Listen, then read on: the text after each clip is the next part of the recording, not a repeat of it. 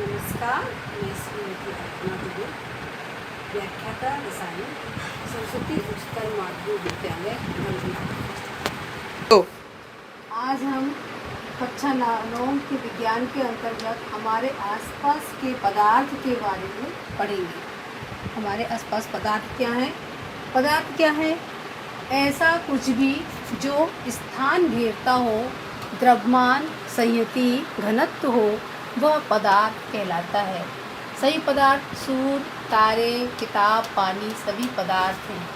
अब पदार्थ को द्रव्यमान मापते हैं, इसे हम केजी किलोग्राम में मापा जाता है। द्रव्यमान निश्चित होता है और इसमें कण, अणु, परमाणु उपस्थित होते हैं।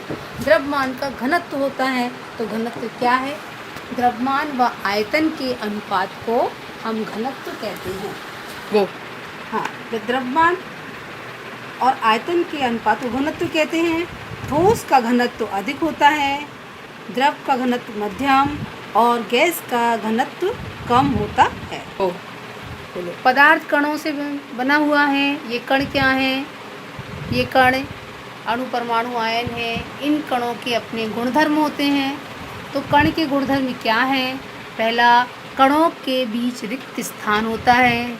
दूसरा, कण निरंतर गति करते हैं, अर्थात कण में गतिज ऊर्जा होती है। तीसरा, कण एक दूसरे को आकर्षित करते हैं, अर्थात इनमें आकर्षण बल होता है। कणों के गुणधर्म को हम क्रियाकलाप से, एक्टिविटी से समझते हैं। पहला है, कणों के बीच रिक्त स्थान होता है। इसके लिए हम क्रियाकलाप करेंगे। एक गिलास पानी लेंगे, उसमें हम 2 चम्मच चीनी या नमक को इसमें धीरे धीरे करके मिलाएंगे और पहले हम इसके तल को माप लेते हैं कि ये तल कितना ऊंचा है। नमक और चीनी डालने के बाद पुनः हम पानी के तल को मापते हैं, तो देखते हैं पानी के तल में कोई परिवर्तन नहीं हुआ। नमक या चीनी डालने पर भी जल का तल उतना ही रहता है। इसका कारण क्या है? इसका कारण है कणों के बीच रिक्त स्थान होता है। इस कारण वह पानी का लेवल नहीं बढ़ता है।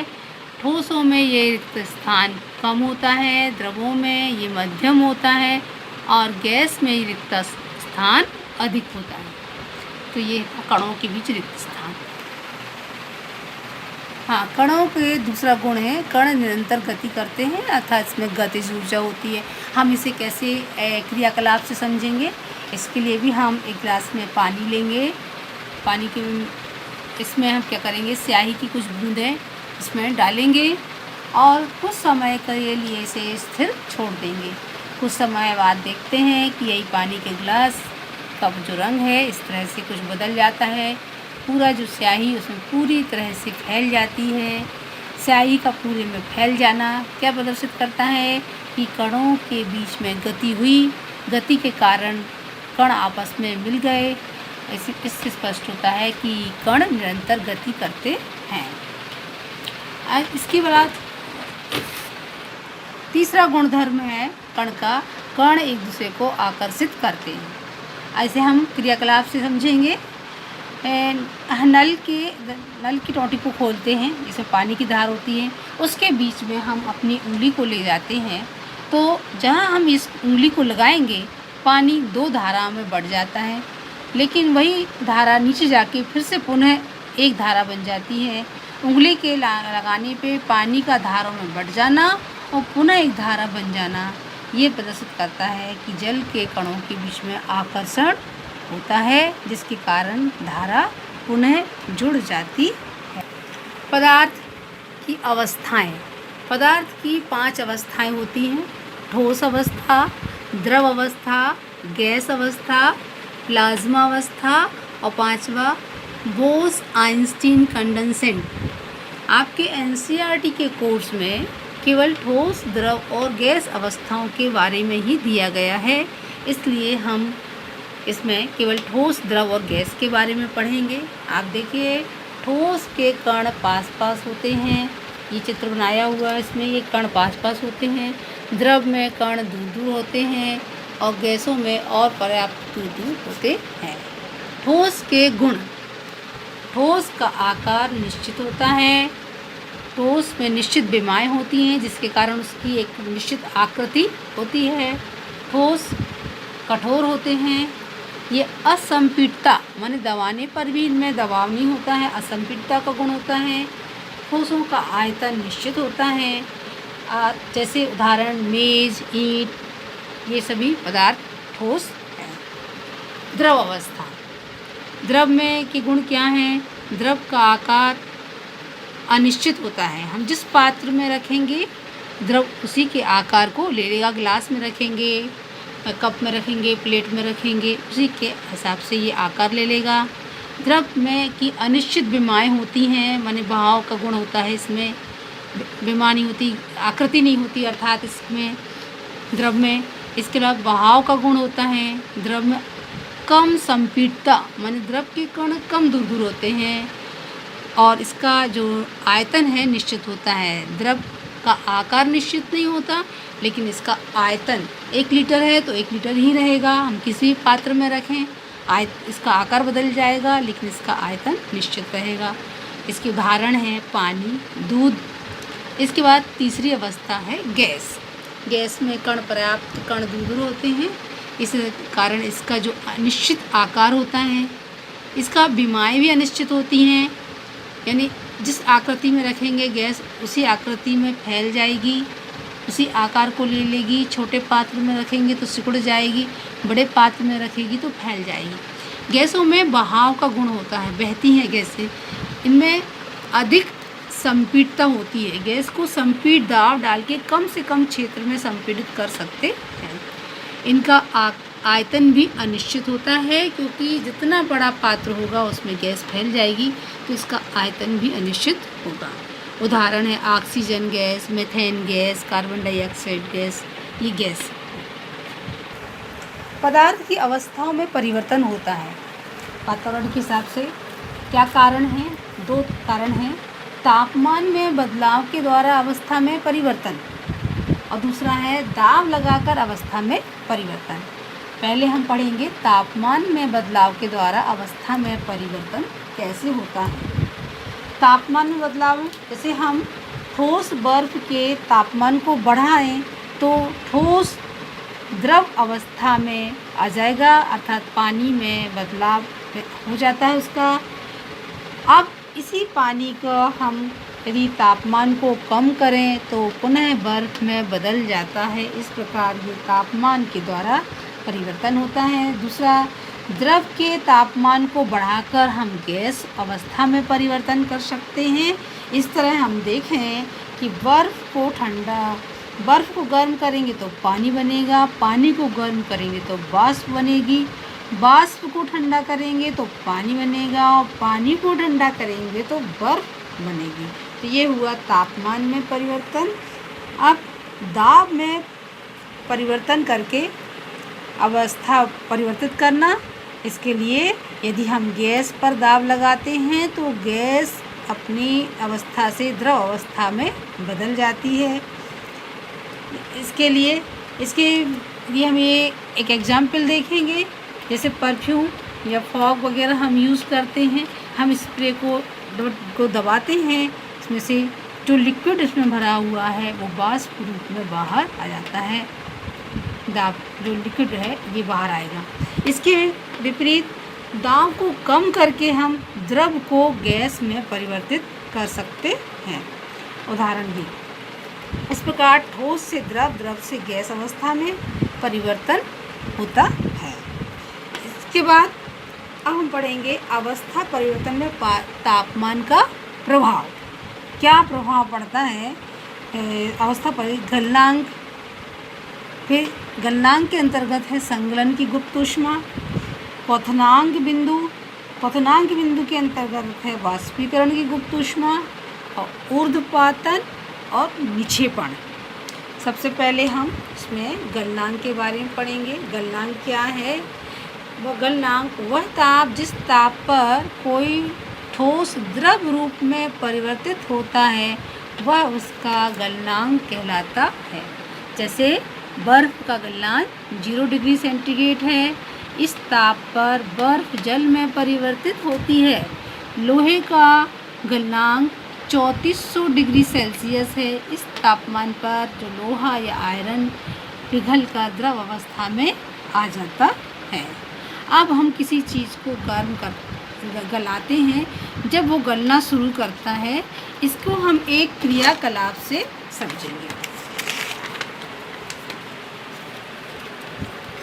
जब हम यहाँ इस बर्फ़ को पिघलाते हैं तो बर्फ़ का टेम्परेचर -4 डिग्री, -2 डिग्री, -1 डिग्री और 0 डिग्री सेंटीग्रेड पर बर्फ़ का पिघलना प्रारंभ हो जाता है, जिसे हमें संगलन कहेंगे। इसमें बर्फ़ पिघलती है। इसके लिए हमने एक क्रियाकलाप लिया है। हमने एक बीकर में बर्फ़ के टुकड़े रखे हैं, इसमें हमने थर्मामीटर लगा दिया है, इसमें हिलाने के लिए एक रॉड लगा दी है। बर्नर पे इस पे गर्म किया जाएंगे तो इसका टेम्परेचर कम होगा।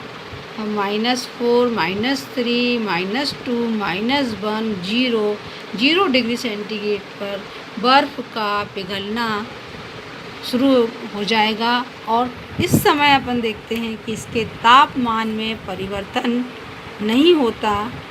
जो भी तापमान दिया जाता है वह ऊष्मा बर्फ़ को पिघलाने में प्रयुक्त होती है। इसे कहते हैं संगलन की गुप्त ऊष्मा, जो कि हम दूसरा पॉइंट यहाँ पढ़ रहे थे।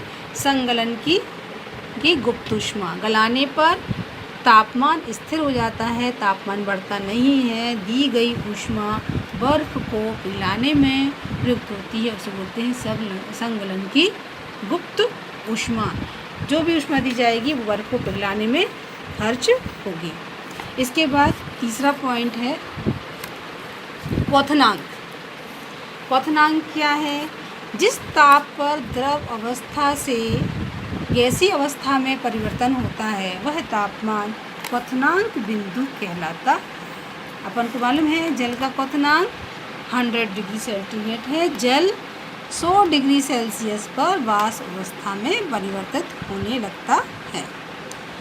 जब हम जल को गर्म करेंगे तो जल वाष्प अवस्था में परिवर्तित होते जाएगा। एक समय ऐसा आएगा, इसमें वाष्पीकरण की गुप्त ऊष्मा होती है कि एक वायुमंडलीय दाब पर 1 किलोग्राम जल को भाप में परिवर्तित करने के लिए प्रयुक्त ऊष्मा को वाष्पीकरण की गुप्त ऊष्मा कहते हैं। इसे हम एक प्रयोग के द्वारा देखेंगे।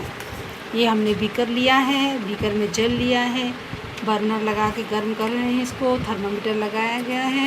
तापमान देखते हैं कि पानी का गर्म होना शुरू हो जाता है 100 डिग्री सेल्सियस में आने के बाद। अब इसका तापमान नहीं बढ़ता है क्योंकि दी गई ऊष्मा पदार्थ की अवस्था परिवर्तन में प्रयुक्त होने लगती है। द्रव से वाष्प में आने में सारी ऊष्मा लगती है, इसलिए इसे कहते हैं वाष्पीकरण की गुप्त ऊष्मा।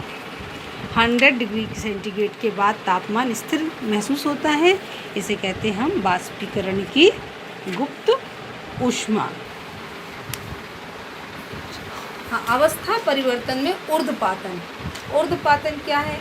वह अवस्था जब ठोस द्रव अवस्था में बदले बिना सीधे ही वाष्प रूप में परिवर्तित हो जाता है तो उसे ऊर्ध्वपातन कहते हैं।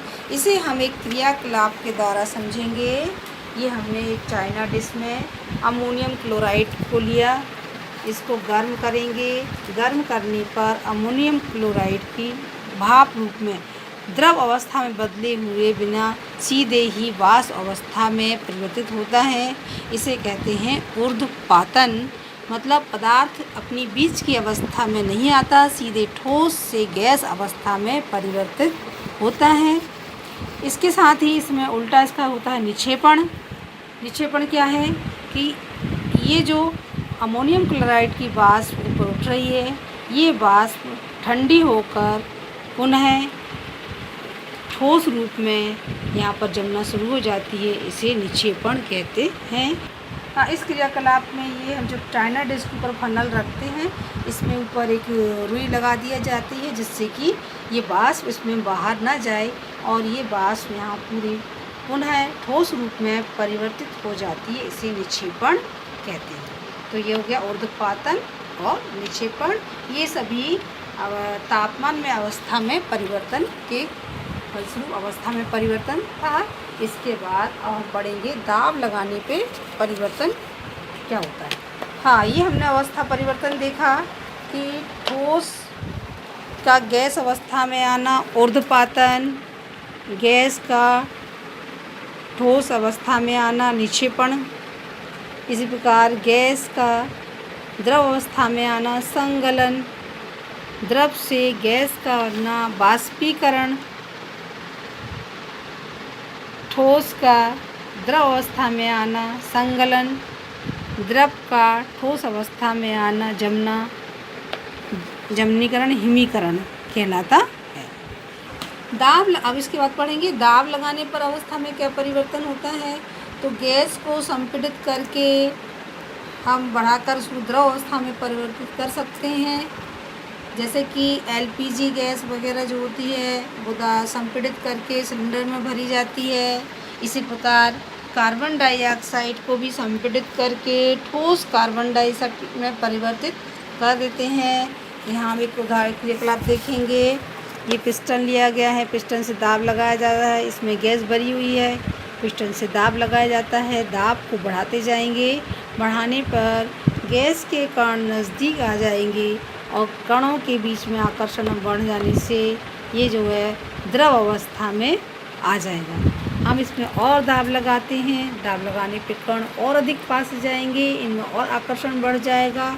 इस प्रकार ये धीरे से कोई आकृति में आ जाएंगे, इसे ठोस अवस्था कहते हैं। इसके बाद हम पढ़ेंगे वाष्पीकरण। जब उबलने से कम तापमान पर द्रव की सतह के कण वाष्प में बदलने लगते हैं, यह क्रिया वाष्पीकरण कहलाती है। वाष्पीकरण को प्रभावित करने वाले कौन कौन से कारक हैं। तो इसे कारक हैं, पहला है सतह का क्षेत्रफल। हम देखते हैं कि हम एक गिलास में चाय लें या हम एक प्लेट में चाय लें, तो वाष्पीकरण की क्रिया किस में अधिक होगी, प्लेट में अधिक होगी, ग्लास में कम होगी। ठीक है। इसके बाद दूसरा कारण है, इसका दूसरा कारक है तापमान। आप देखते हैं वाष्पीकरण की क्रिया तापमान से प्रभावित होती है।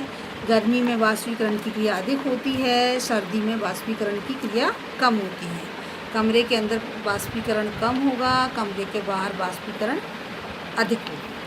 तीसरी बिंदु है आर्द्रता। आर्द्रता माने नमी, जलवाष्प। वायु में यदि नमी और जलवाष्प है तो वाष्पीकरण की क्रिया कम होगी। आप समझते हैं कि बरसात के समय में कपड़े देर से सूखते हैं क्योंकि आर्द्रता होती है, वातावरण में नमी होती है, जिसके कारण वाष्पीकरण की क्रिया देर से होती है, जिसके कारण कपड़े देर से सूखते हैं। इसके बजाय गर्मी में कपड़े तेज़ी से सूखते हैं क्योंकि वातावरण में नमी, आर्द्रता नहीं होती। चौथा है वायु की गति। वायु की गति भी वाष्पीकरण की क्रिया को प्रभावित करती है। जब वायु की गति तेज़ होती है तो वाष्पीकरण जल्दी होता है। अगर हम कपड़े डालते हैं सूखने के लिए, यदि वायु चल रही है तो वाष्पीकरण की क्रिया तीव्र होती है, कपड़े जल्दी सूख जाते हैं। और जब वायु नहीं चलती है, कम चलती है, तो वाष्पीकरण की क्रिया कम होती है।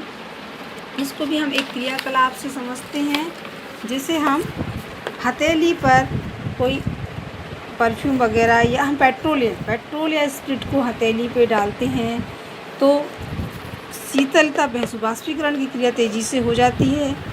ये इनके क्वथनांक पर भी निर्भर करता है। और दूसरी बात, इस वाष्पीकरण के कारण शीतलीकरण महसूस होता है।